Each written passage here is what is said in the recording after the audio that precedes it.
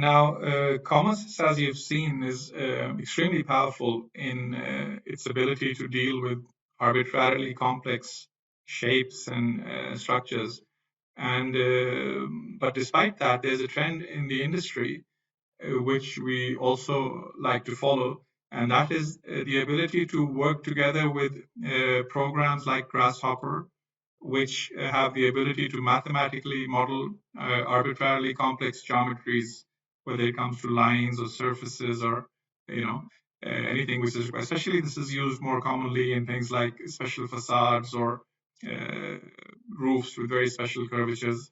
So we have developed an interface between the two. And on the left-hand side, you see Grasshopper. On the right-hand side, you see Comosys.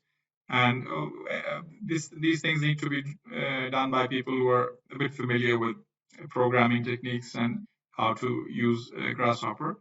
But once you get used to that, they're not really as intimidating as they might seem on the screen right now. So this is what I've created over here is a very simple model of a portal frame in which you can enter the distance between the portal frames, the number of bays of the portal frame, the height of the column, the number of purlins, the number of girts, and the X span, the apex level, those kinds of variables. And the moment if I go in and I say bake, immediately you see that on the Comosys side, you see the live link, and it has created the portal frame according to the parameters over here. And if I zoom into there, and if I say that let's increase the number of columns to 9, the live link will immediately update that. If I reduce it to 6 back again, it will bring it back down. If I were to say the height of the column, if I want to change that number to something else, I can modify it from here, and the height of the column will vary accordingly. So these are little very useful features which you can use. Obviously, you will probably not be using it for a portal frame. You will be using it for more complicated geometries. And so I've created a slightly more complicated one. Let me open another one, which is a space truss, for example. And this is an even simpler model. Let me just delete everything on the right-hand side. And what I've done is I've created a saddle kind of a space truss in which the 2 points are going up and the other 2 points are going down.